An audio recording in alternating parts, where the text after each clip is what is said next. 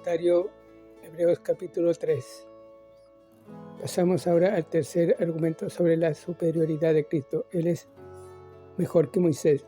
Por supuesto que Moisés era el gran héroe de la nación judía, y para Pablo probar la superioridad de Cristo sobre Moisés equivalía a probar la superioridad de la fe cristiana sobre el judaísmo. ¿Cómo podían estas personas regresar al judaísmo cuando lo que Cristo ofrecía era mucho mejor que lo que Moisés podía ofrecer? Cristo es mayor en su oficio. Versículo 1 y 2. Moisés fue principalmente un profeta, aun cuando ejerció las funciones de sacerdote y hasta las de rey. Sin embargo, Moisés fue llamado por Dios, en tanto que Cristo fue enviado por Dios. Cristo es el apóstol o el enviado. Cristo es también el sumo sacerdote, oficio que Moisés jamás ocupó.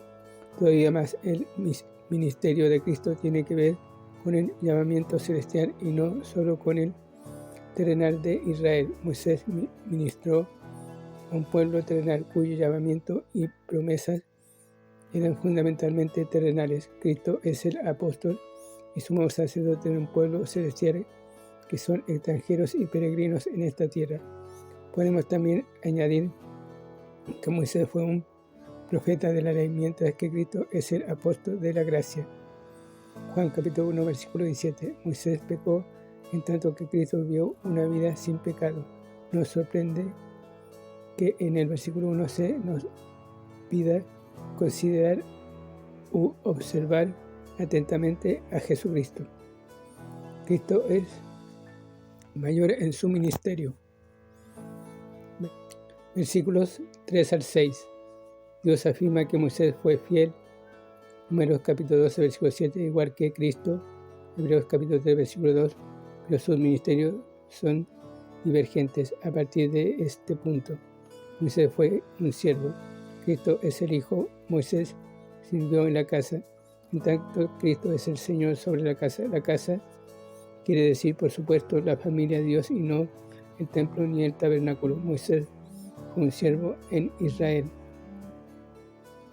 La familia de Dios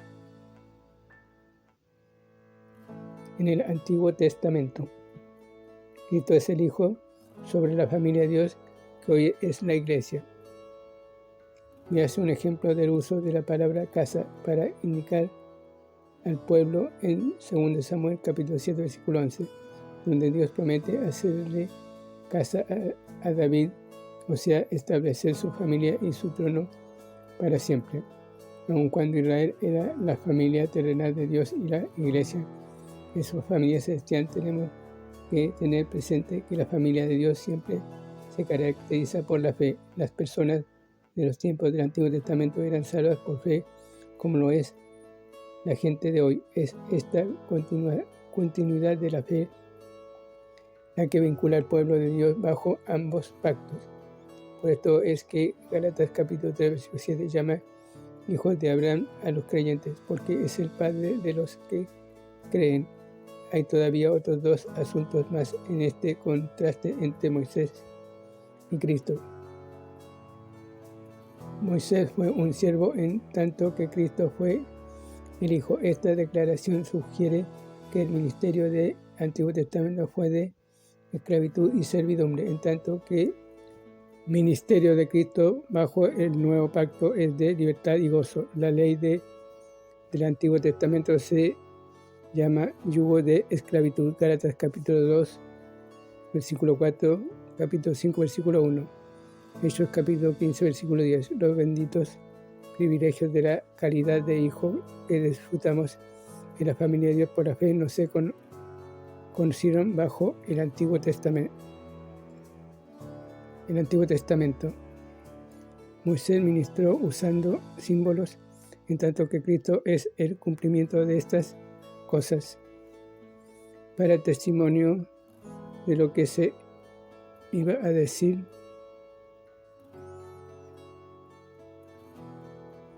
Capítulo 3, versículo 5. En Cristo tenemos brillando la verdadera luz.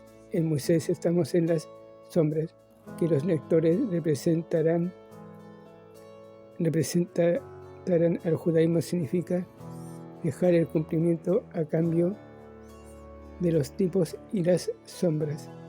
Cristo es mayor que el reposo que da. Versículos 7 al 19.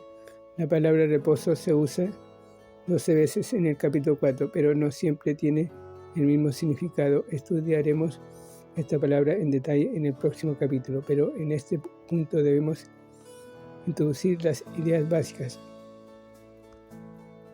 El escritor usa a la nación de Israel como una ilustración de la verdad espiritual. Véase también 1 Corintios capítulo 10, versículo 1 al 13.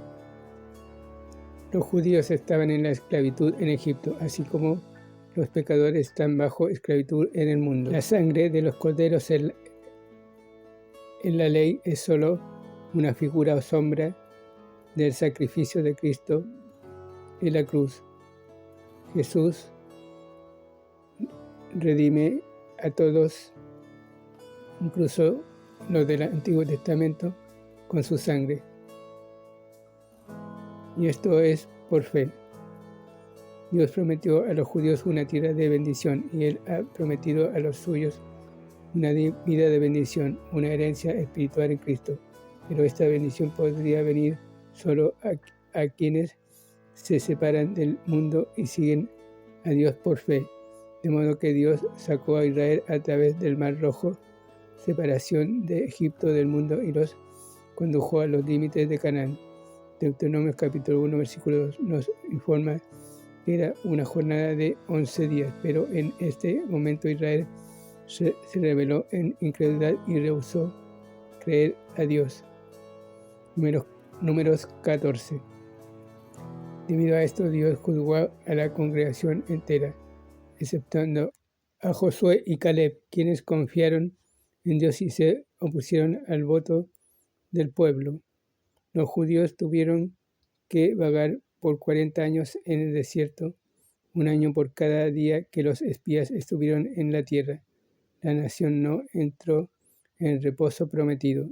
Deuteronomio capítulo 12, versículo 9. Josué capítulo 1, versículo 13 al 15. Es aquí donde el escritor advierte a sus lectores: habían sido redimidos por la sangre de Cristo y libertados del mundo. Ahora, como Israel, se veían tentados a regresar.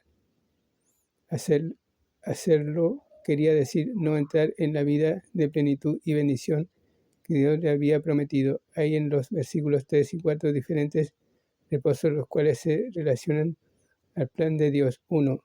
El de la salvación, capítulo 4, versículo 3 al 10. 2. El de victoria en medio de las pruebas, simbolizado por la tierra prometida de Canaán. Versículo 11. 3. El futuro y eterno, el reposo celestial. Versículo 9. Estudiaremos estas distinciones en detalle en el próximo capítulo.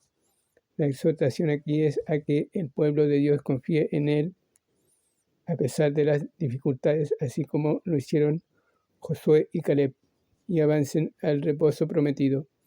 Por favor, tenga presente que Canaán no es un cuadro del cielo, es un símbolo de la vida de bendición y batalla, progreso y victoria que tenemos en Cristo conforme nos rendimos a Él y confiamos en Él.